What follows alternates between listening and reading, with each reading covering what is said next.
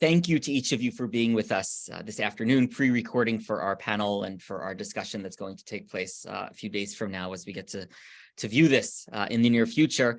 And thinking about the future is an interesting way for us to start, actually, because each of you is a teacher of Torah. Each of you is a rabbi, a member of the clergy, bringing Torah to the world around you in unique ways, whether you are in Chicago, New York, Eretz Yisrael. And the sense, of course, is that none of us was really exposed to Rabbi Heschel during his lifetime. We are younger individuals on this panel, but each of us, I think, feels impacted by his work, by his Torah. And so I want to invite you, please, to share with us as an opening question. How do you feel impacted by his work? What most inspires you and what most inspires your students as you teach his Torah, as you work, as you live his Torah every day in your lives? Maybe we'll start off with Rabbi Isaiah right here in New York City. Thank you so much. It's a pleasure to be here with you. Also, Rabbanit Yafit, Rabbi Ari. I hope we get to spend more time together in the year ahead. So my name is Isaiah. I'm originally from Monsey, New York. And I would say when celebrating the last 50 years, the legacy of Rabbi Dr. Abraham Joshua Heschel, as a kid growing up in Monsey, I did not know about Rabbi Heschel. Being raised in the Haredi community, I wasn't aware of him. It was my Shana Aleph in Israel. I was at Lev HaTorah and I discovered the Sabbath on the bookshelf. And as a musician, as someone who also appreciates lyrics, it was the first time I ever really saw content at that point, Torah content that had just so much poetry and music in a certain way connected to it. And also as someone who was sort of going through my own transformation after being raised in Monsey, New York, and really trying to identify my own connection to Judaism, I felt really connected to that book. There was one other book that was called The Spirit of Tzvat. It was another book in English. And I'll tell you, there were a few rabbis who gave me shade on both of those books. On the Tzvat book, they're like, don't you get to Kabbalah when you're 40, start learning Mishnah, and then with the Heschel book, there were a few comments about how, maybe he wasn't fully aligned with the Das Torah or rabbinic authority of orthodoxy. So therefore, maybe I shouldn't be reading that book. So anyway, that was my first exposure there. And then I remember I was staffing a birthright trip like a year or two later when I was at Binghamton University, and it was right around MLK Day, and I was trying to source somebody, a rabbi speaking out against racism. And I don't think I was connecting that to Heschel. I would say as a Black Jew with white skin, as someone who was born and raised in an interracial, God-loving Chabad family in Monsey, New York, I knew about Jews who spoke out against racism because in our community we experienced racism. But when Googling on the trip, rabbis who spoke out against racism, I found a quote from Heschel that he said to President Kennedy about needing to stand up against racism, and that every congregation in the country is complicit if we don't pray out, if we don't take action together. I remember reading that on a birthright trip. Sorry, that's just by way of intro about myself a little bit, and also that's my initial exposure. And the last thing I'll share is the work I do today. I work at Jewish Federations of North America as rabbinic scholar and public affairs advisor. And Jewish Federations were a movement, were a network of 146 federations, 200 plus community networks that are lay-led around North America, 125 community relations councils. And we've been around for about 100 years. And just 2.5 years ago, did we create a department that's directly focused on justice and equity issues, both in Jewish communal life and in broader society, how we build belonging strategies for all Jews and our loved ones, and also how we show up as authentic allies in broader society to sustain democracy, both in America, in Israel, and around the world. That's really a part of our work. So the work I do each day very much is connected deeply to the legacy of Rabbi Heschel. Thank you. And finding those personal connections is so powerful. I want to move over to Eretz Yisrael for a moment, to Medinat Yisrael, to the city of Modi'in. Rabbanit Yafit, perhaps you can describe to us a little bit about your connection, which I think probably comes from a different direction and a different angle, as in a new place, a new venue, a new environment in Eretz Yisrael as well. Thank you. It's really good to be here, and for such a important occasion of remembering Heschel after 50 years since his passing. The first time I was introduced to Rav Heschel, was actually about 25 years ago when I first entered the Beit Midrash of Matan in Jerusalem, and we had a very outcast teacher, if I can say that. He came from the Haredi community, and he became a Kuknik, Rav Kuk. He learned in Merkaz, and he had a class about Torah Min HaShamayim of Heschel. And we didn't have a building then in Matan. It took a few years to build the beautiful building in Yerushalayim that we have today. And we learned in a shul. And one day he said, you know, I am teaching Rav Heschel in a shul because I think he is kosher, and nobody can tell me that I can't talk about Rav Heschel in a shul. And us Israeli young women, we had no idea what he was talking about. Like, why is it such a revolution to speak about Heschel in the shul? It was curious enough for me to go and to look and to check about Heschel more. And since there was very little then in Hebrew, and everything was in English, and I was reading.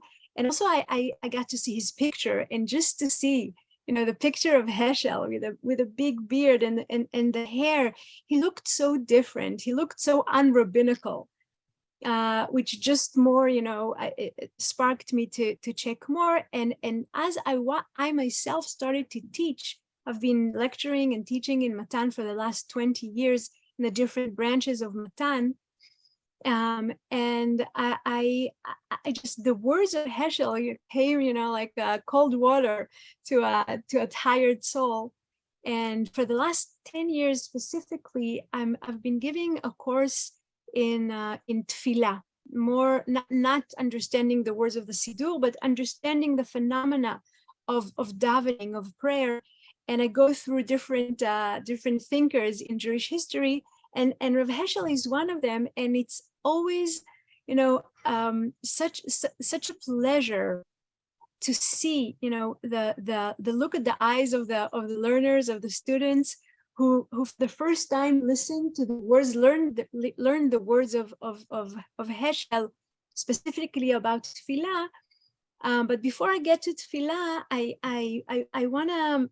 You asked, what inspired us? What are we taking in our personal life and in our professional life? And I think that the thing that struck me the most, the first time I got to learn his Torah, was his statement about God. That we need to bring God into our lives.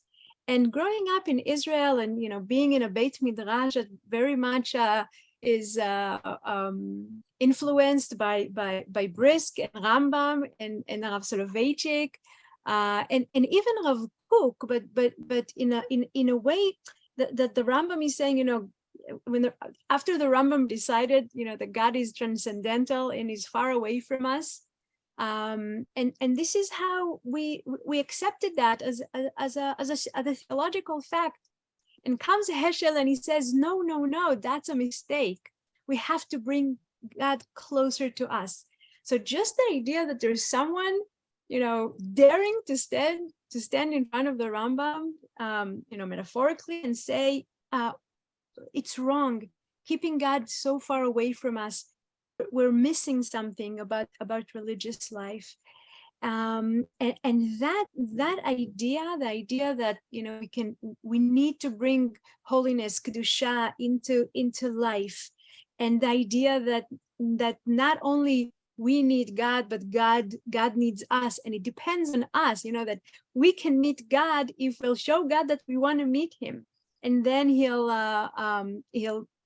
be available to us. And the idea that, the midrash that says that every day there's a bat call, there's an echo, a divine echo, searching for people for us to turn to God.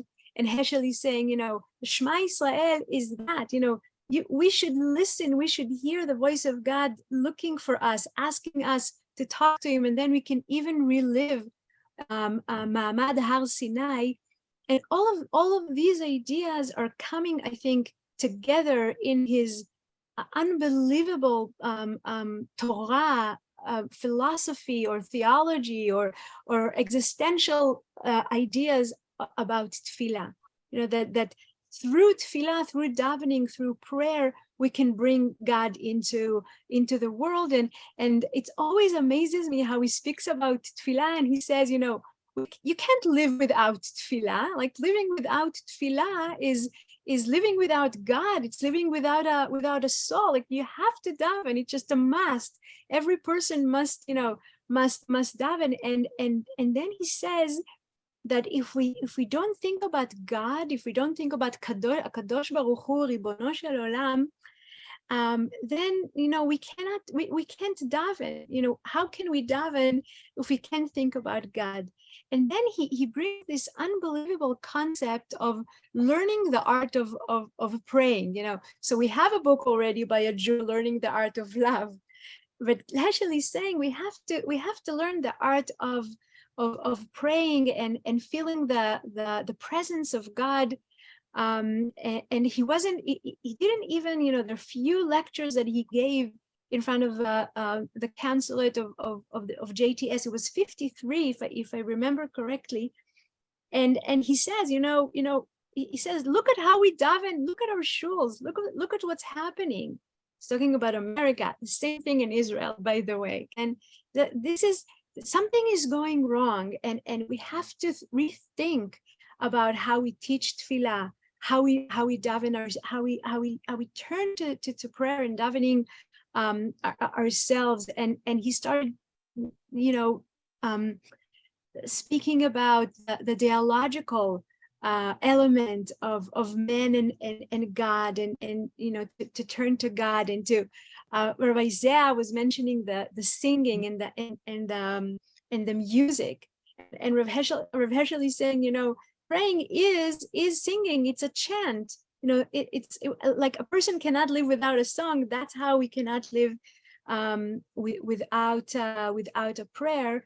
And that idea of everything that he elaborates and bring it into such a depth of in regards to tefillah, to davening, to praying, not only through the siddur and in shul, but as an everyday act that brings us closer to God, that connects us to what's behind, to the mystery, to those moments, where when we don't understand something, and then we do understand something, and understand that that's where God is, and we have the ability, by the amazing, like one of the most stunning phrase of Heschel is the radical amazement, that we need to live in God's world with radical amazement, and then that can uplift our entire life.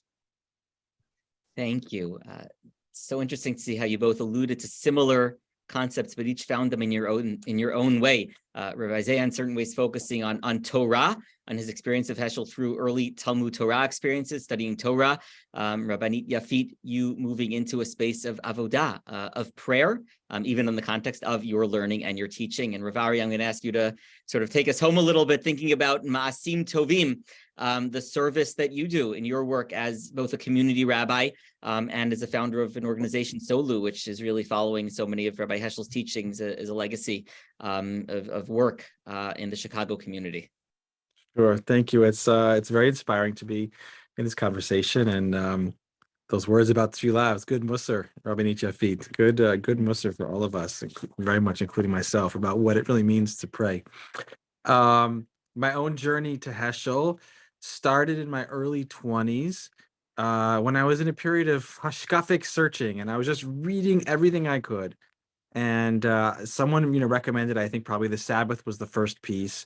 And then other essays, other machshava, other, his ideas about the Nevi'im and his ideas about the Gemara and different oral traditions. And I really just remember soaking it in and being like, this is an interesting guy.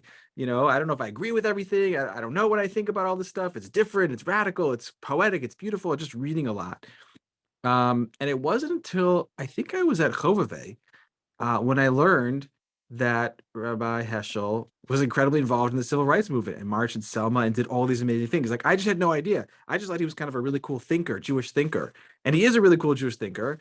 And and what was so powerful about making that connection for me was that those were two sides of the same coin, that the amazing work he did in civil rights emerged from his Torah. I mean, there was his Torah, and it wasn't a separation between the two. And for me, that was very important because I, always had a strong, I felt the prophetic Jewish call to justice and Derech Hashem, the way of God, Lasot Tzedakah Mishpat, to do righteousness and justice. That really resonated with me, but I kind of thought that was external to my hashkafic, halachic life. There's like the Torah learning and the base medrash, and then there's, things that happen out in the world. And so what was so important for me about really learning about Heschel and what he did and what he stood for and what he accomplished was the integration of the two, that the Torah, the Tefillah, the Chesed, the Tzedek was all part of the same amazing package, and they all informed each other. And that gave me a lot of just a new perspective on what it could mean to be a God-fearing, halacha-following, justice-advocating Jew. And it gave me a model, to try to try to follow in the paths that he blazed. Me and many, many, many other people have tried to walk in those giant footsteps. And thank God he blazed that path, because I think he really created space for so many people to do that kind of work. So for me, what it means is to be present in some of the great, moral issues of our day, poverty, injustice, racism, all the things that, that he was involved in his time, being involved in those now and trying to do it as a Torah Jew, not just because, as a universalist, but as a deep particularist. Heschel owned and beautifully represented his own particular identity and perspectives while in conversation and in action with these big universal issues. And that's a really, really beautiful model that we strive to follow when we go show up on the south side of Chicago and go show up with the Rohingya Muslim community and talk about genocide and talk about systemic, racism in Chicago over the decades, and try to be involved with those issues as Orthodox Jews, as Torah Jews, as Hasidic Jews, Hasidic inspired Jews, which he was, and which, many of us are. So that for me is what was so important about Heschel.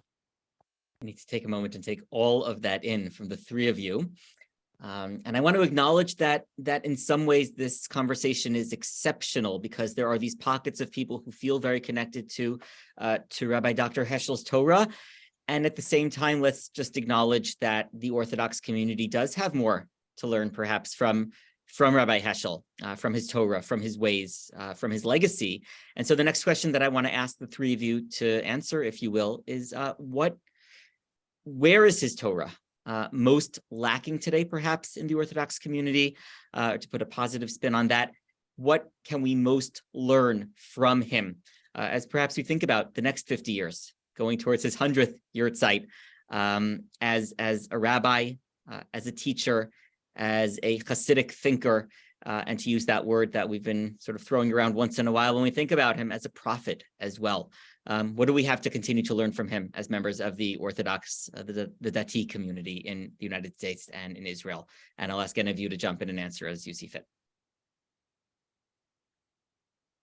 I think many of his ideas have actually made their way into our Orthodox consciousness in some form or another, maybe not exactly how he would articulate them, but many of the ideas are there. I think what's lacking is his urgency. There was such a powerful urgency to his words, to what he did, his willingness to say things, his willingness to, like a Navi, to compromise his own, position, to take bold claims and challenge people. And I think there's a lot of complacency right now in the Orthodox community, and just his shaking us up. That's I think what we need the most right now.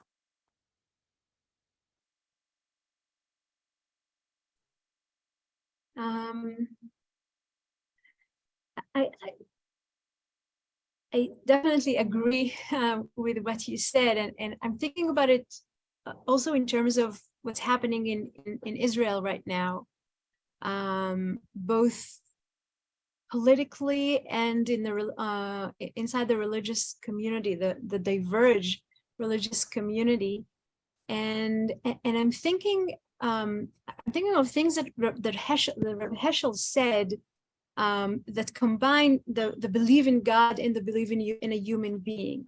And he said that a religious person is one who holds God and people at the same time and with the same thought. And we cannot separate believe in God and believe in people and wanting the good for people and wanting obeying God. And I think that first of all, it's definitely coming, his prophet image and speak and urge, as you said. First of all, of course, it's coming from his Hasidic background. Both from both sides. He was a descendant of Ohev Israel and Rabbi Levi Yitzchak Berdichev, who were full of love to Am Yisrael and to people. But I think what's lacking today and what we need today in our lives in Israel and probably in the States as well, is to understand that Heschel says that he learned it from the prophets, and we need to understand that morally there is no end to how much we can care about people. In other words, if I think I did a good deed and I can, have a check on what I did and it was a very moral, nice thing, I should understand that there's no end for that. There's an endless kindness that people can do to each other. And the other aspect is how strongly he emphasizes the fact that when cruel things and racist things are being done in society, to not do anything about it or to be indifferent about it, it's as worse as doing evil itself and doing the cruel things itself. And it's actually calling us, to act, as you also said. And I think, and that together with his constant reminder to us, and there are people today, thank God, that are also holding that and raising their voices about that, religious people, rabbinic figures, here and there, men and women, just to remember that humanity as a whole is we're created in God's image. And if we tend to forget that and remember and think that the other or our enemy is not a person, that is a deep religious mistake. This is not what God wants us to do or think. And yes, he even said that racism is like idolatry, and to be to be the religion, the Torah, the faith is not is a mean. It's not an end. And if we turn the Torah to the goal, to the matara, to the end, then he says it becomes like avodah zarah, becomes like idolatrous. And I think this call, these messages, these prophetic messages, we should bear them in mind. We should talk about them. We should announce them. We should declare them. We should learn them. We should teach them today more than ever. Amen, amen, amen. And just to add, I also think in this generation, the generations to come, the next 50 years, what what religious expression looks like, how people show up in their Judaism, their Jewish identities.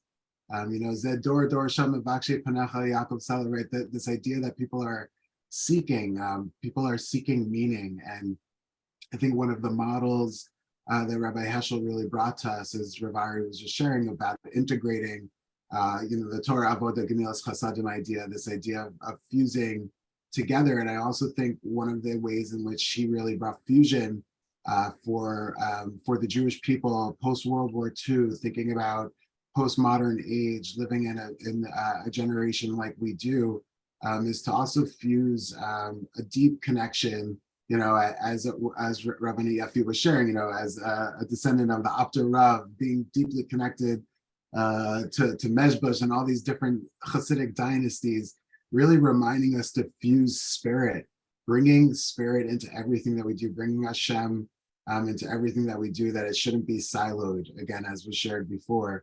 I think in our generation, also in the Orthodox community, looking at the social trends around how people engage with their Judaism, Rabbi Heschel really, he was audacious, right? The language that he used even, but just he was in terms of making sure that it wasn't just Ben David Jews and Ben Yosef Jews, the dynasty centralizing power kind of Jews, and the people on the streets who were Ben Yosef speaking different languages and connecting, but fusion, Mashiach Ben Yosef and Mashiach Ben David, bringing the fusion into one place. And I think that that's something that he also did with broader American society, as he showed up in broader society, fusing spirit, bringing spirit to the civil rights and injustices of our time. And I think that's something that we as a Jewish community have a responsibility to bring into our 21st century civil rights struggles, both in Israel and around the world, in America, wherever we might be. Like, I think that thinking about the lack of spirit in many ways, the lack of divinity, the lack of something greater than all of us, in many ways is what's leading to so much splintering and polarization, as we forget that we actually have this common divine spark, that we come from a divine place. So who if not those who claim Jewish literacy, or not, who claim that they have they're inheriting the collective wisdom of Jewish history. It's our, if we are those in the study houses, all the more so we're responsible to make sure that spirit is infused, not just into our communities, our day schools, our sectors of Jewish life, but also how we show up in broader society, and ensure that for all of humanity. I think that that's something that should be, as they say, a davar pashut. It should be obvious that this is what our responsibility is in 2023, and all the years of our decade ahead, Thinking about how we, if speak for myself as a member of an Orthodox community, an Orthodox rabbi, someone who spends his time thinking about these issues in many ways, we often feel as though circling the wagons means separating ourselves, and perhaps especially the points of strength that we find ourselves in as Jews in America, as Orthodox Jews in America, and as Jews and as Orthodox Jews, of course, with Medinat Israel, something we're so proud of being able to celebrate coming up on 75 years, is that opportunity that we have to project that strength in a way which is embracing of the needs of others, and bringing a sense of social justice, of that prophecy beyond ourselves, in a way that Rabbi Ari, in his hopeful message, has said that we've already started to do. And I think that each of us in our own way today has said, each of you has said, is something which you feel that sense of hope, you see that happening around you. And I want to ask you, in just the few minutes that we have left, could you perhaps ask a question of each other, something that you've heard that you want to hear more about? This is a chance to be able to do that right now. Well, it's actually a question for both distinguished members here, Rabbanim here. Regarding what I said about his tochecha, about the way that we act in shul, like the way that the fact that the Jews are not taking their davening seriously. I mean, do you find in your own shuls that you can bring that spirit of God. God exists in your shuls, and how do you do that? How do you bring the connection to your communities? Whether your shuls are Yeah, specific whatever geographic community locations or work you the do. entirety of North America. Sometimes, and in some parts of it. I think in the Orthodox world, we can get to aspects of feeling connected and feeling inspired and feeling uplifted, and those are connected to aspects of the divine. I think there's another side, which would actually be terrifying, if we really brought it into shul. And that's the other side of the Navi, of the prophetic call, which is like, you guys are terrible. You're failing. You're failing spiritually, you're failing ethically, and you're going to be held accountable. And that's also the divine. And that's also something that Heschel was willing to bring. And that's something that we are not so comfortable bringing in.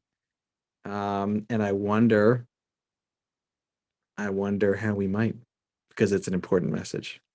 I'm all about the hope. Hope is great. It's really important. I have a lot of hope. And there's a lot of great things happening, and there's also a lot of really not great things happening in our souls, our communities, in the world. And I feel like maybe we need to get a little more comfortable with that other side of Heschel, which is very challenging, but maybe we need to hear it. Truth.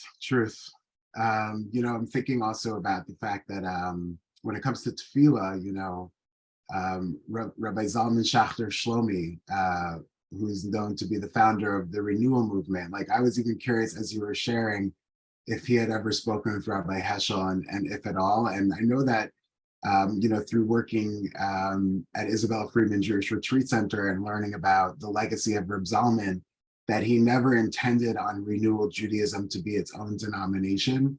He really wanted a renewal of tefillah across the Jewish world. If you look at the Pew study, about 12 to 15% of American Jews go to synagogue on a weekly to twice a month basis.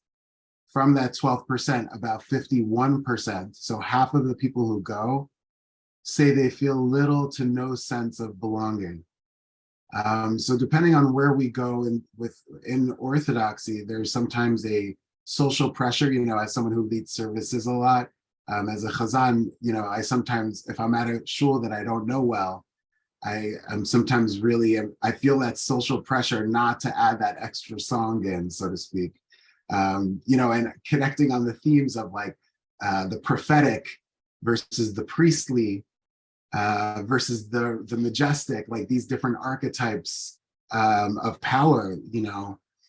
It's a bracha sometimes to be a mamlechet kohanim when your whole community is priests, but that means you have to start davening exactly when you start davening, end davening exactly when you end davening, every Dvar Torah exactly specific. And sometimes it could be when you're a priest, sometimes there's those gedarim or those boundaries sometimes make things feel a little bit more transactional. And when you're a prophet and you're calling out and it's a motive, sometimes that hybrid, again, going just back to that theme that I think has come up with each of us differently, of just fusion. And I think that in terms of like a spiritual evolution or spiritual revolution within synagogue life, I think there's one that is in the making. There's already many institutions across the Jewish community that have been really trying to reimagine what synagogue life can look like and how we fuse, again, both that traditionalist lens and the priestly, the structures, but then also create different models so that people could have their own spiritual expressions intact as well. Our time is short, and I want to ask us if anyone has any final words, final thoughts, maybe just 30 seconds, gratitude to Rav Heschel, to what he represents, continues to represent in this world 50 years after his passing. Any final thoughts from our panel today? First of all, I have a prayer. I have a tefillah that will be able to take his words and act on them because when the great people are not here anymore, and we have so much of their thinking in Torah, it's up to us to decide to take it and to do more with it. And I'm definitely with a deep gratitude towards Heschel's Torah, towards Rabbi Heschel's Torah, and that keep teaching me and keep reminding me that that to be in the world of God, we need to be in awe, and look around us and just to be in awe. He says that awe precedes faith.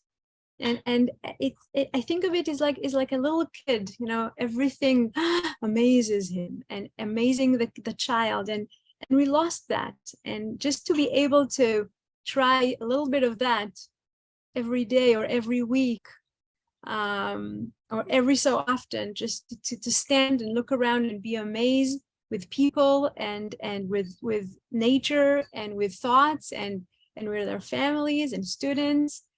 And to be in awe, to be in that radical amazement. One lesson that I learned from Dr. Susanna Heschel, Rabbi Heschel's daughter, was to never underestimate the power of inspiration, and the role that inspiration and inspiring people can do, not just for them as individuals, but for a full generation. And although the picture of Heschel and King I sometimes struggle with, because it seems as like a check the box, okay, we're in it together, we did it, sitting on the laurels of the 20th century civil rights era versus thinking about the 21st century civil rights era, which is not the same thing. So sometimes I do struggle with the picture, but I also, that picture has inspired generations of people to think about what each of our role can be.